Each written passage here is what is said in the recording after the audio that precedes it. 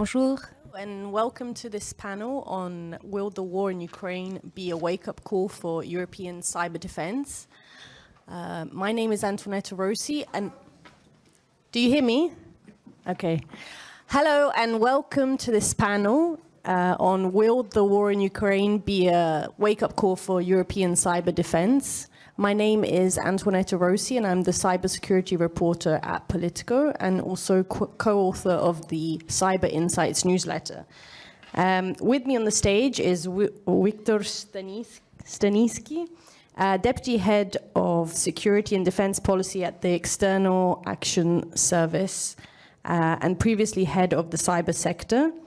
We also have Alessandro Cignoni, Head of Unit Information Superiority at the European Defence Agency, and Arthur de Liedekerk, Director for European Affairs at Political Advisory Rasmussen Global, and previously with the French Ministry for Cyber. Thank you all, both in the audience here with us and online. So let's start. More than a year into the war in Ukraine, which despite expectations to the contrary, has been more about cyber defense rather than offense. Kiev's cyber defensive effort has surprised many in that it's shown a strong and layered defense can fend off even a highly capable adversary. So the question is, has this effort woken up Europe to also take stock of its cyber defense? Wiktor, let's start with you and the External Action Service view on this. Yep, thanks very much, and warm welcome to everybody. I would say that coming back to the title of the panel, was it a wake-up call? In a way, yes and no at the same time, because the war in Ukraine has been going on since 2014. We should not forget about that.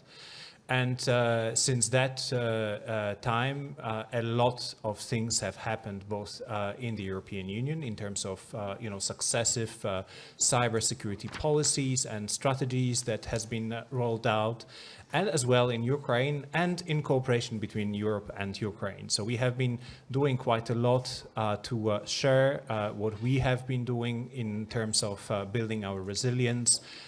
With our Ukrainian partners, we have launched or indicated that we want to launch a dedicated cyber dialogue with Ukraine in 2020, and the first one took place still before the war.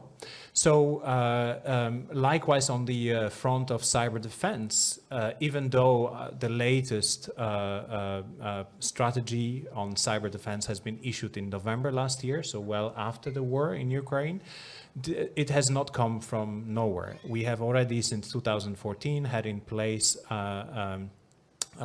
policies that helped us to coordinate different communities on the cyber defense side, but we have clearly, with the war and with the need to integrate better cooperation between civilian and military actors, saw the need to boost that cooperation, and hence the strategy on EU cyber defense policy that has came out in November last year, which runs this military-civilian cooperation as a silver thread through all the different pillars of that strategy. But maybe I'll stop here and give you the floor back. Thank you. Yes, yesterday, as many of you would have heard, Commissioner Breton spoke about an EU cyber shield or a protective dome as part of the new Cyber Solidarity Act, which the Commission said it would unveil in the coming weeks. And one part of that would be a cyber reserve ready to assist member states in the case of an attack. Alessandro, perhaps you can give us an idea of what that might entail, and especially in terms of private-public partnership that Wiktor mentioned as well. Yes, thank you. I hope you can hear me. And indeed, let me again link to the fact that the war was, to a certain extent, yes, a wake-up call.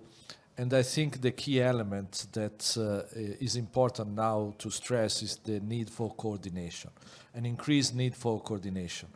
We had recently in EDA a cyber commander conference in which all the cyber commanders met together. And I think the main message is indeed the need to strengthening this cooperation, coordination between all the different actors in defense and in the civilian world. Let me say that indeed cyberspace does not entail borders between civilian and military, but this is actually for every operational domain. There are no real borders in any domain. The point in cyber is the fast actions, the fast pace and the quick reaction. So there is certainly a need to look at experience that was shared as an example in the cyber command conference from Estonia, what they did, so their experience of including the civil society, and experience also in Switzerland that was also invited, even not in EU member states, but we have close cooperation with Switzerland, and it was shown the experience they have with their militia and the approach of coordinating both. So we can indeed support and train the civilian part towards activity that will be linked to cyber defense. But I think the most important element nowadays is really to build up again, to build up on the EU cyber defense policy and to strengthen the civilian to military cooperation. I think that's the essential element. Back to you. Thank you, Alessandro. Yes, it is very important to strengthen this partnership.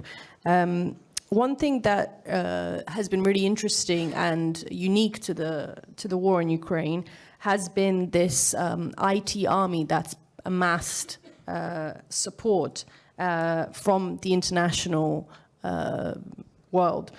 Arthur, perhaps you can talk about that a little bit. Is that something that Europe can learn from? Is that something that would work in a European context? Thanks, Antoinette. Thanks, Antoinette. No, I think you're right. I think it's important to clearly identify the right lessons we can draw from the war in Ukraine and not necessarily embark on the misguided belief that everything we've seen happen in that specific context can be transposed, in the European Union context, in a NATO context. When you look at what we've observed so far, bearing in mind this is a conflict, it's dynamic, we haven't yet seen the full extent of it. What we've clearly observed is resilience has been the key word. The Ukrainians have shown admirable capacity and reactivity in transferring data to the cloud, in transferring servers abroad in a kind of data embassy configuration that the Estonians before them had explored with Luxembourg. We've seen an impressive public-private cooperation that's been alluded to already in a whole of society response, and the IT army is part of that. Ukraine has traditionally been a digital cybersecurity powerhouse with a strong tradition of activism, of mobilization of society, and the IT army was able to come in and support government authorities in targeting certain Russian entities. We've also seen that allied support has proved crucial from the US, from European partners, in that context with hunt forward operations that enabled to remove pre-positioned Russian malware in certain networks, to strengthen the capability, the maturity of Ukrainian partners. And of course, the Ukrainians themselves have been impressive in the allocation of funding, in the training, in the doctrines that they've established since, as Victor reminded us, 2014, which shows that they've really been able to level up.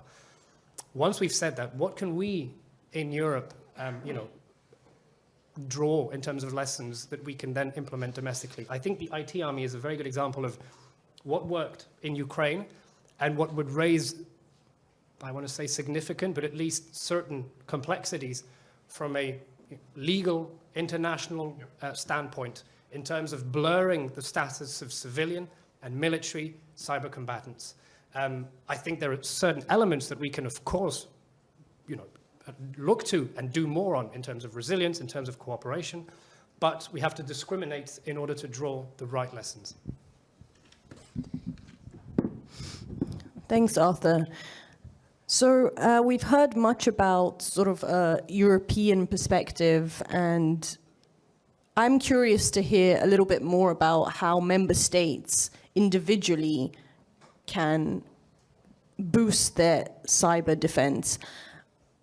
We're missing one panelist today, Leonard, who was from the French cyber ministry, defense ministry. So perhaps, Arthur, I'll throw that one back to you as someone who's worked within France on cyber.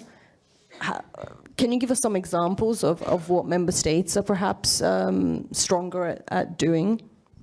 So I'll speak obviously in a very personal capacity as I'm no longer affiliated with the French Ministry of Defense, but maybe more at liberty to speak from a member state perspective than my colleagues. I think over the years, member states have really come to grasp the importance of the cyber domain in general, and individually, member states have driven at the EU level efforts to grow collectively in capacity, in capability. We've seen it with wide-ranging initiatives at the EU level, but on a member state level, and again, I'll speak for France, certainly there's been additional attention to growing in maturity in this space with additional resources for the French Cyber Command, additional resources for the French ANSSI, which is the civilian counterpart, certainly widespread reforms in terms of the remit of these agencies, a desire to improve multilateral information exchange mechanisms with EU counterparts, with NATO counterparts. So, I think France, during its EU presidency, with the support and the help of its EU partners, kickstarted a number of projects, including the Cyber Commanders Conference that Alessandro alluded to, also being very attentive to strengthening military collaboration between CERTs, which was one of the areas where, although there were promising blueprints, there was still a lot to materialize in making sure that military CERTs nationally spoke to their counterparts and had the right points of contact, the procedures in place. So I think, member states have a kind of driver role, also because, on a lot of these issues, there's a sensitivity and there's a, division of competence, of course, where if member states are not in the driver's seat and giving the mandate and pushing EU agencies, institutions to come up with proposals to structure cooperation, I think that's their role. Victor, do you want to add something as well? Yeah, I would love to, and I think that Alessandro has also a lot of experience on hand, on saying what member states could do more, better, or differently, or as well how the institutions could react better. But I think that what is important, and I think that Arthur was very right in saying this is defense as security is a competence of our member states. So we are not, we can facilitate, we can create platforms, we can encourage cooperation, provide also ways how to share best practices, and that's our role. We are not, as EU institutions, imposing on member states how to do things in terms of defense and security. However, looking at issues, for example, as attribution, this is one of the lessons learned from the process that we had on so-called EU cyber diplomacy toolbox that has been established in 2017, is when it came to issues of attribution, which is of course a competence of a member states, is and remains and will remain a competence of member states. It turned out that some of our member states had already policies and kind of like algorithms, so to say, in place of how, the attribution process takes place at national level, whereas the others did not. And the fact that this has been discussed, this has been on the on the platform of cooperation, this issue, it spurred many other member states to precisely establish practices, establish ways how to tackle that subject. And I think that this can be similar story can be also said when it comes to defense, that through exchange of looking at other members, we learn and we improved. Our member states learn and improve, and also help sometimes to solidify certain things that were not solidified before. So I'll stop here as my 2 cents to the question. Yes, thank you. Thank you. I have to subscribe everything has been said, starting with the point that member states are key, are at the center of action for defense, and it's their responsibility. And also the fact that Victor mentioned there are different levels between the member states. So I think it's extremely important, a set of initiatives that started. The Cyber Command Conference is for sure one essential element in which all the cyber commands, they meet together, they exchange information together, they look at an end state of what they want to reach in the context of the EU. But there are a set of other initiatives. I would like to mention 2, just to give you a bit of a sense of what is happening. One is probably you heard about a PESCO project, which is called Cyber Rapid Response Team. That was a successful project that indeed is fully operational and indeed has proven its ability to support EU missions or to support some also external member states outside the EU. And in that context, there are different approaches between the member states. There are some member states, like as an example, France, they have big team and they will operate together, while there are other member states that have just less personnel and they are creating a multinational cyber rapid response team. And I think that the 2 approaches, they can stay together. There is no need to decide on one or the other. There is the need of coordination. And I go back to the key elements that I was saying before. Coordination is really now the important element that need to be done to really be more effective in cyber defense.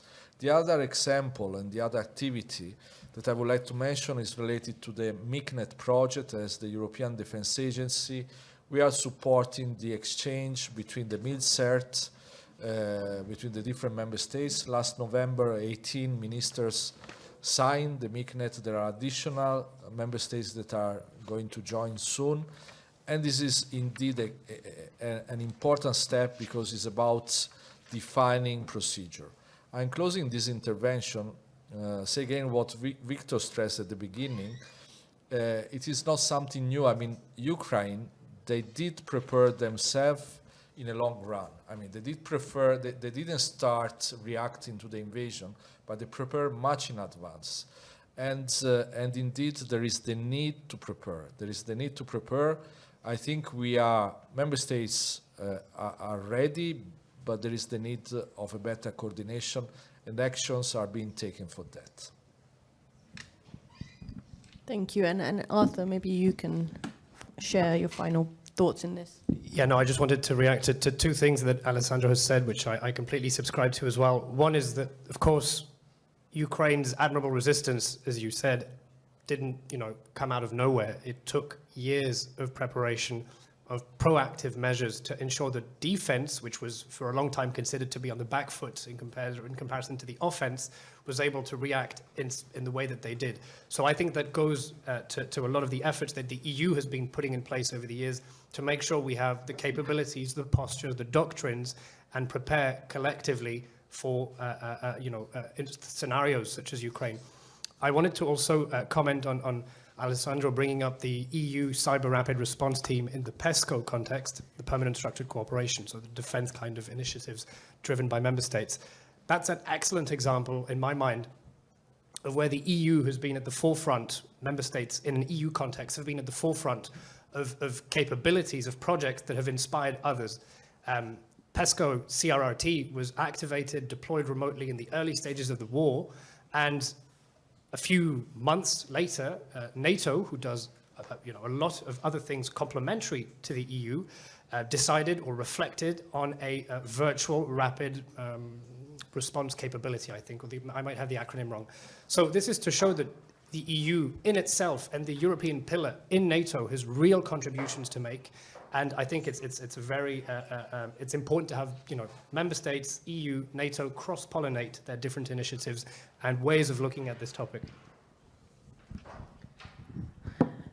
That brings up a point that I actually wanted to touch on. So thank you for bringing up NATO. How much can the EU as a bloc work with NATO on cyber? Because obviously not all countries are part of NATO.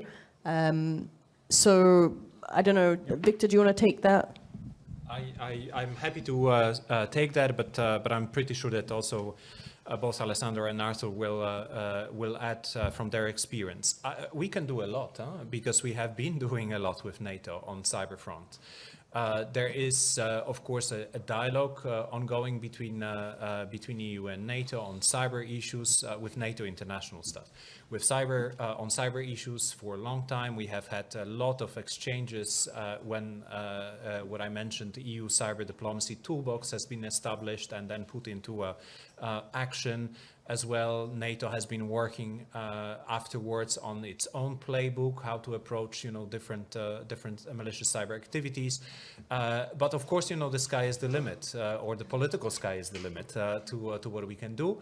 But as you, if you are a keen reader of joint declarations between you and NATO, you will see that cyber has been, I think, in all of them mentioned, including the latest ones. So we aim to of course, increase that cooperation further. This is also one of the action points in the strategy that I mentioned on EU cyber defense.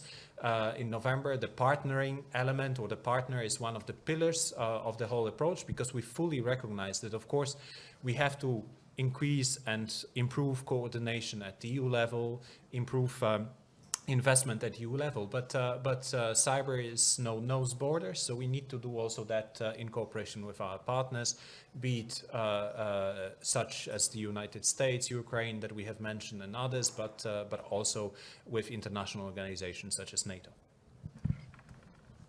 Alessandro? Yes, thank you. So I would like to look at this issue from a perspective, from the member states' perspective. There is a single set of forces. I mean, the EU member states are mainly part of NATO. Now we have also Finland, which is part of NATO, soon Sweden, and there is a single set of forces. So it's really nonsense to have different approaches. What is important is really to have a common approach towards cyber defense, and this is where member states are really pushing on that. And I said before, they are the driving seat for defense, and this is essential. And there is the need of, again, coordination. Sorry, I repeat it always, but let me just refer to the joint declaration of November between the Commission and the High Representative related to the cyber defense policy. It is mentioned there, and I refer to another PESCO project, which is called CIDCC, Cyber Information Domain Coordination Center. It is mentioned there the need to have an EU Cyber Domain Coordination Center. So I think that what is key is, from one side, the element of single set of forces and having common procedure and working complementarity between the actions that are being done in the EU and the actions that are being done in NATO, like the example of Cyber Rapid Response Team and Virtual Cyber Rapid Response Team that was mentioned before. And on the other side, identify an EU structure like this end state, which is envisioned, the EU Cyber Domain Coordination Center, that will certainly play a role towards coordinating actions within the EU member states, but also against NATO in a common interest. This is how I see it. Please. So again, fully agree with what's been said. I think, this goes slightly beyond cyber per se, but I think actions speak a lot louder than words. And I think recently, the geopolitical turmoil that we've seen has led to actions by individual countries that show the added value that each organization has. Denmark who since 1993 had opted out of the European defence pillar, joined in June 2022 through referendum the EU's defence actions, policies, initiatives. Conversely, Finland, Sweden, member states of the EU chose to join, to ask for membership of NATO because it has a different complementary set of interests and capabilities. So I think there's real value in both organizations, and both bring a lot to the table and have to work with a single set of forces and in this a coordinated capacity. In the cyber domain specifically, a lot has been done. I think 2016 was maybe an accelerator for the work in the cyber domain with the Warsaw Declaration, and a lot of the work that was done in that context since then. On a more technical level, CERT-EU, which is the incident response capacity for the EU institutions and agencies, bodies and agencies, has an agreement since as of that year with NATO's counterpart to exchange technical incident-related information. But more generally, we've seen exercises happen where CERT-EU has been invited to join lock shields. We've seen regular staff-to-staff dialogues at the political level. So, I mean, a lot is going on in that space. And again, about the cross-pollination. We mentioned the PESCO CRRT projects.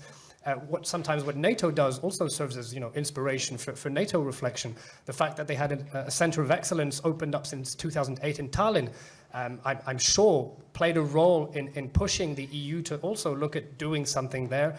And we now have a cybersecurity competence center opening in Bucharest.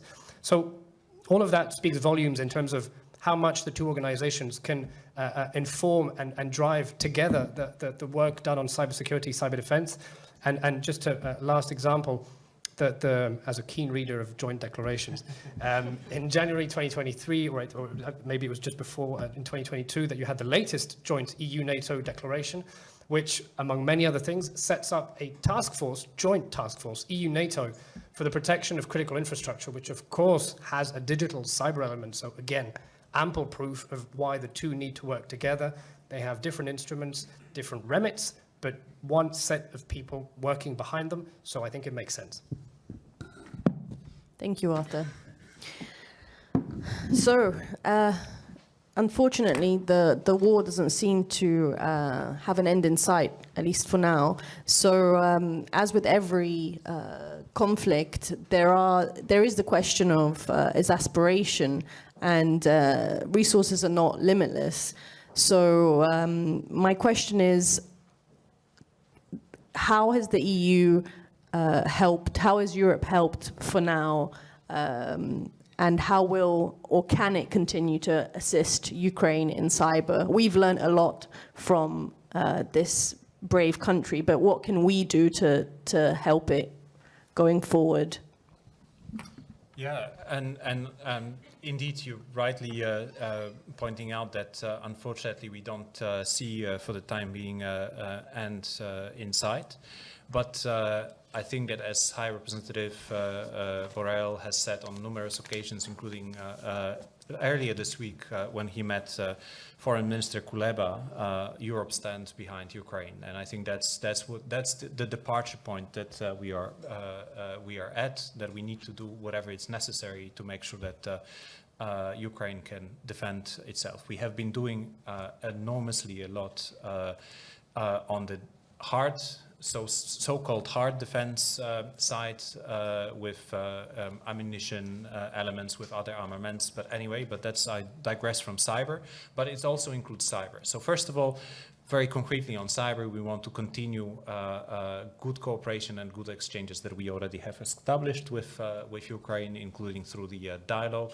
We do encourage and we do work also with the private sector to make sure that they can support Ukraine as much as possible, including through, if we can deploy any funding that can help, that will be done. So I think that moving forward on the political side, we are keen to work both in the multilateral level and the bilateral and regional context with Ukraine to also make sure that there is accountability for Russia. There are norms of responsible state behavior in cyberspace are respected. So we will, each time something happens, we'll call it off when we can do it, and then we will also look for the further areas where we can, we can help Ukraine.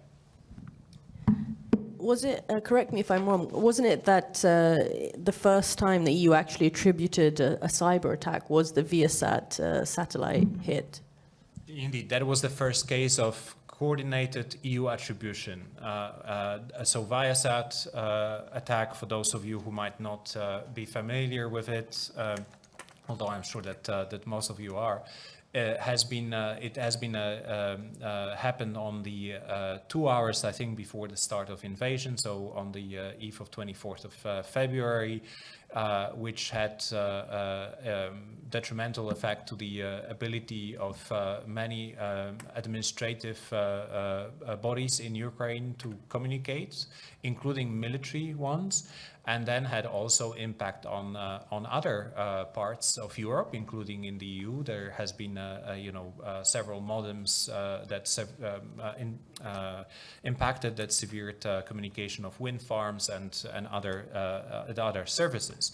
And earlier this year, I wanted to say, no, it was last year actually, we did indeed issued a declaration on behalf of EU member states to call it off, and it was a case indeed where all of our member states in coordinated fashion agreed to publicly attribute this to Russia. Maybe I'll do one more question and then open it up to the audience, because I'm sure there are some pressing questions. It seems that in terms of cybersecurity, we're not just looking at sort of traditional defense, but also, at the moment there's a big discussion in Europe looking at infrastructure as well, and all aspects of that, and with the 5G toolbox review coming out soon. So we're really looking at the components that make up our digital world, also the Cyber Resilience Act. So I was just wondering if, any of you want to take that in terms of more sort of infrastructural infrastructural shielding and sort of, I wouldn't say protectionism, but a focus on, looking at Europe's supply chain. Okay, let me start giving some element on this. Let's say the critical information infrastructure, if I may use this term, is absolutely important, is an essential element. I think we are looking at it from a cyber perspective, because indeed the cyber protection to the infrastructure, to the supply chain, is something which is extremely important. But I think this is part of the modern warfare. This goes a bit beyond cyber.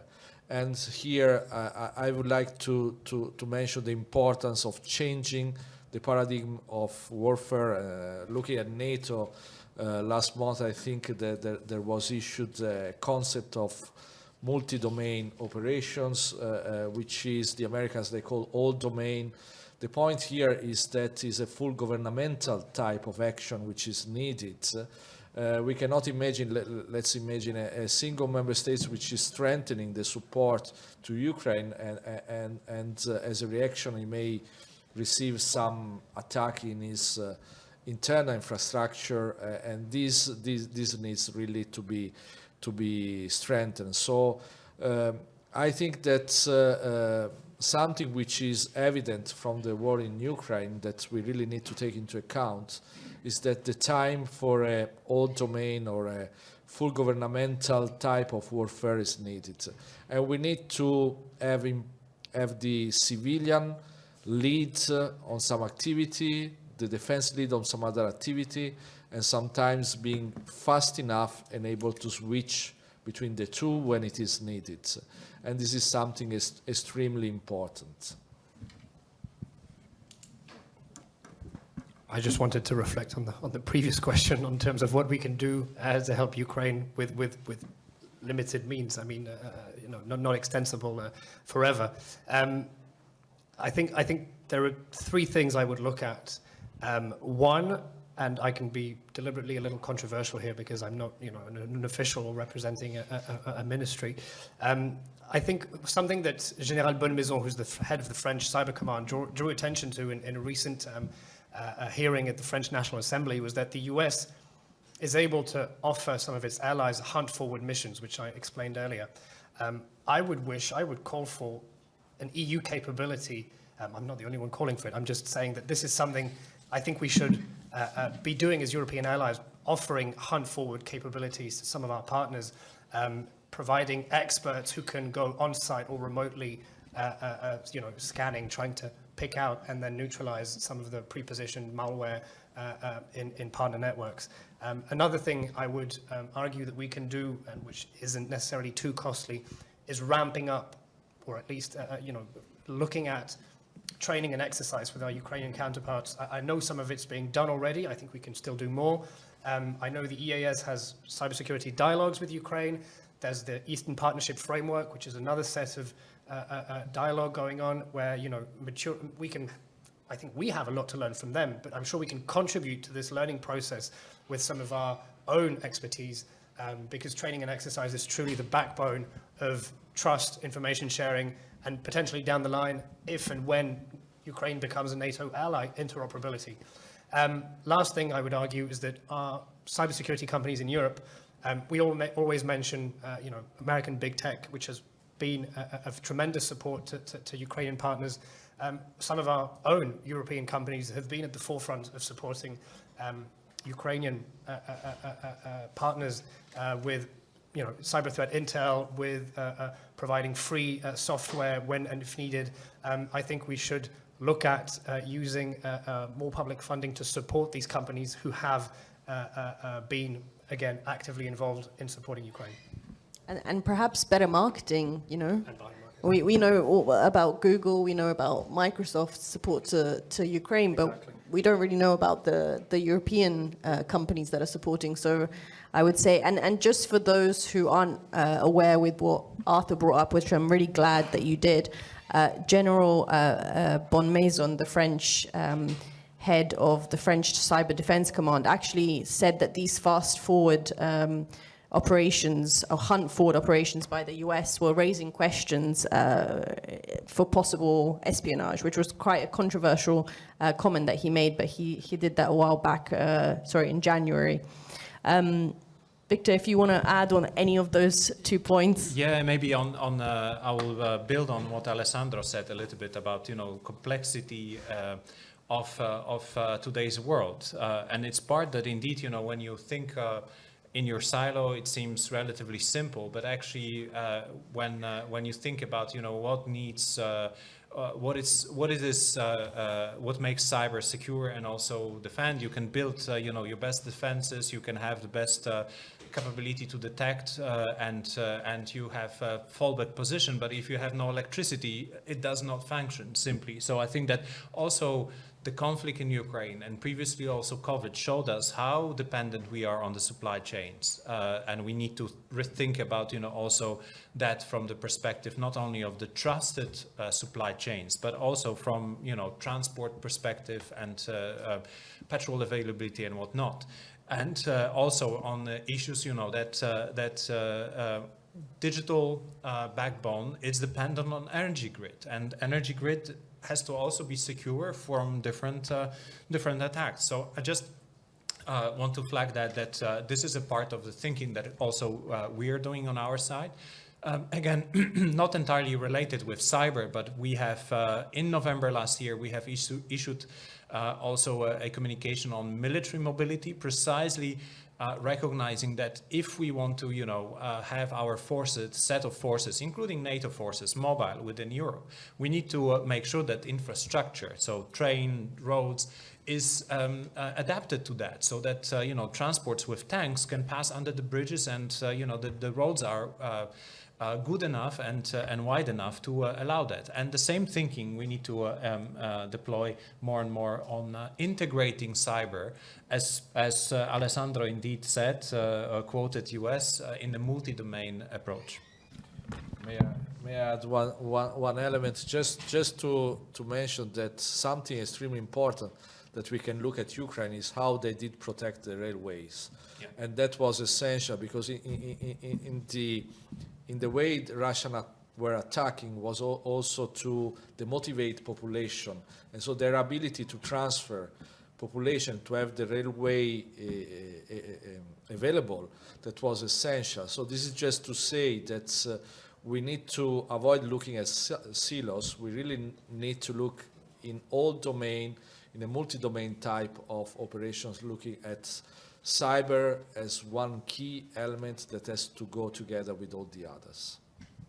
Thank you, Alessandro. Yeah, just surprising, but cyber is actually everywhere, and we need to enforce it. So I'll open up now to the audience. If anyone online or here has any questions for our panelists. Nope. Okay, well, we can continue talking then. Anything you'd like to add, Victor? I think that we said a lot, but maybe one element that we have not tackled, and I think that Alessandro also has a lot of good stories to tell about, is that part of I'm pretty sure, because there is a lot of projects that European Defence Agency is doing also jointly or in cooperation with the European Commission, because. Coming back to the joint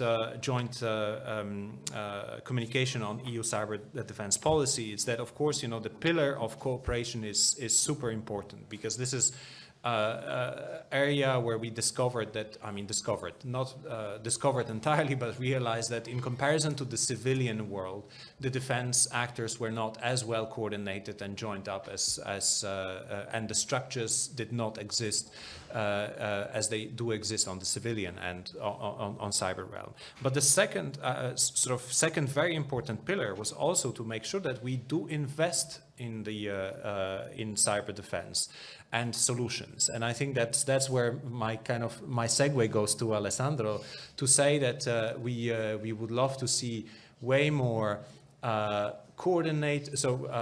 collaborative approaches from our member states of joining up forces, using PESCO where it's possible, but also using other fundings, and as well, the Commission having a stake in providing research and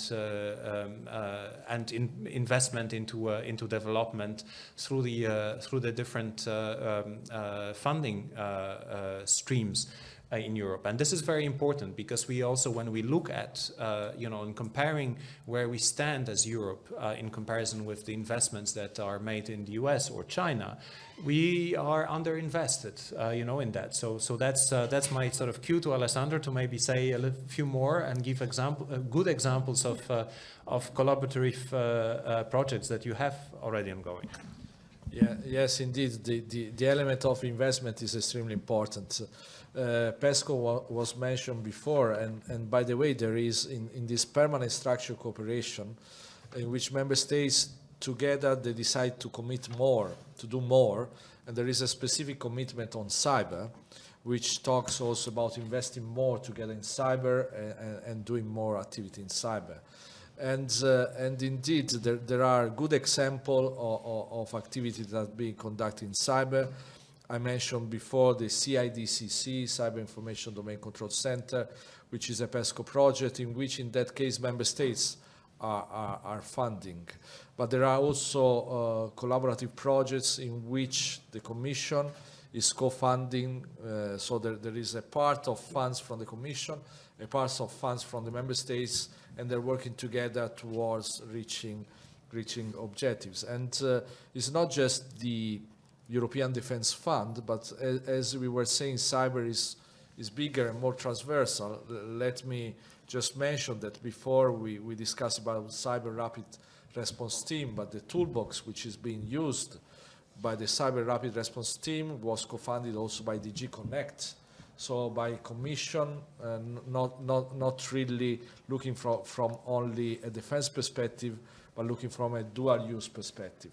So I think there is, in my agency in particular, there are a set of collaborative projects that are being done looking at research and technology, so with the long term, and this is extremely important, several projects related to AI, which are extremely important, and to include AI into the cyber tools and the decision-making tools from one side, and other projects with very much looking at the capabilities. So what is a capability is something that look at all aspects, not just the material element or the software elements, but also at all the training associated, all the concepts, the doctrine, the organization, a lot of elements that are encompassed and we need to look into. So I would like to just close by recalling what is actually in the cyber defense policy, which is asking member states to do a further step towards investing in this area, investing together, because I think the initiative needs to be done together and common investment is needed, because what I'm used to say in the context of EU, there are not big member states. There are little member states and some other member states, maybe they don't know, but they are not big enough. There is no member states big enough in Europe if we look at the wider context. So we really need to act together and to invest together. Thank you. I guess a look forward would be, are we expecting a sort of a renewed offensive by Russia now? Today I saw a statement from the Russian Foreign Ministry that actually Ukraine had, they're blaming Ukraine for supposedly attacking their satellites with the help of international partners. Now, that hasn't been confirmed by any Western governments, but is there expected or sort of round to a host of cyber attacks? Can anyone share their views on that? Maybe Arthur? Or I mean, it's obviously there's no crystal ball, so it's very hard to predict what's next.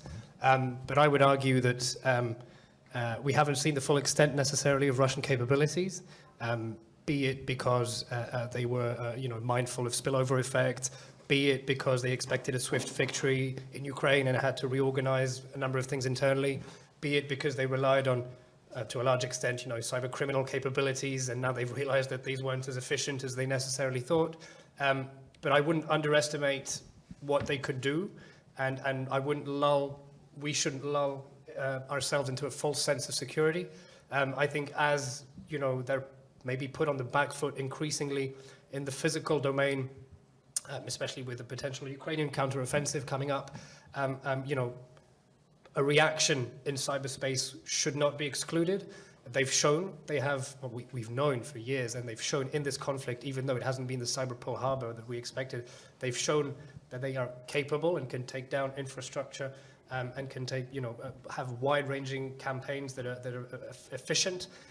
So I certainly wouldn't neglect that, and I wouldn't neglect either the fact that other actors may be leveraging what is by now a very thick fog of war to also advance their own interests. We've seen articles, of different threat actors trying to, have their playbooks converge with what the Russians are known for doing in order to advance their interests, but with a kind of, a smokescreen. So, my closing word would be, let's be mindful of what can happen, because I don't think we have necessarily seen everything. I think we have a brave audience member with a question. Please, could you state your name and who you work for before asking? Perfect. So can you hear me up front? Yeah, perfect. So my name's Ushin. So I work with the EUISS. So we're an EU agency, somewhat familiar. I had a question regarding, since I know we're talking a lot about cyber defense, and I wanted to ask a little bit about cyber offense. I think it was only at the beginning of the week that the UK National Cyber Force released a kind of a white paper kind of strategy, basically talking about responsible cyber powers and kind of offensive powers, and kind of basically being very transparent about cyber offensive capabilities, which is something that we normally shy away from, because it, we kind of tend to look at cyber defense. It doesn't seem very appropriate to talk about cyber offense. But I was wondering what the panelists thought about this kind of transparency in releasing the fact that, a lot of states and the major kind of powers do have cyber offensive capabilities that they don't necessarily kind of openly discuss for lots of security reasons. But I was wondering, again, basically, is it a good thing to maybe kind of be a little bit more forward to the rest of the world about what those capabilities might be and why you might have those offensive capabilities in place? So, thank you. Thank you very much. Very good question. Victor? Yeah. I'm happy maybe to tackle that, but we'll definitely also look to Arthur and Alessandro for complementing and helping out. I think that there are two sets, or I'll try to unpack it in two sets. One is that also with the joint communication on cyber defense, we do encourage a creation of full spectrum of capabilities, including offensive capabilities. But again, this is a competence of member state. So we are not talking about the EU's offensive cyber capabilities, because as such, they do not exist. EU member state offensive capabilities, they do exist, and we encourage development of full spectrum of capabilities, including these. Second element, because that's what I picked up also from your question, is how this existence of such capabilities are located in a normative context, and through that we do have already a long-standing track of working at the multilateral level in the United Nations on issues related to applicability of international law in cyberspace, including international humanitarian law, and norms on creation and promotion of norms of responsible state behavior. And in that sense, if the state, and regardless if it's member states or not, are in possession of offensive capabilities and use them in accordance with international law and in accordance with norms of responsible state behavior, they are, legitimately used. So I think that this is an important context that, when we encourage development, we also back it up by work and highlighting that norms and international law does exist, does apply in cyberspace, and informs the potential use of such capabilities in that sense. Arthur, Alessandro? Sorry, yes. No, not Arthur, Victor, sorry. Victor gave a good overview, and just to add two elements. So it's member states' responsibility. We are not talking about the EU. And indeed, I said at a certain point, probably at the beginning, that not all the member states are at the same level. And there is the need to also bring up all the member states at a higher level.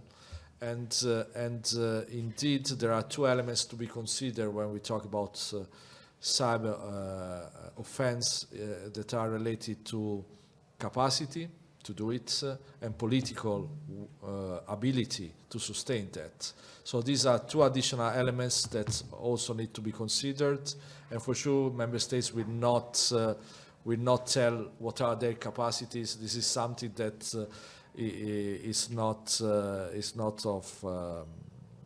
easy to understand, but indeed this is one element to be considered in the context that Victor was saying, and I think that the effort should be also for all the different member states to arrive at a certain level of capacity. I'm not talking about the political element, but a certain level of capacity, working together. I just want to ask you, Arthur, our audience member pointed out that the UK had actually published or disclosed some element of their strategy. Do you think that that's useful for other EU member states to follow,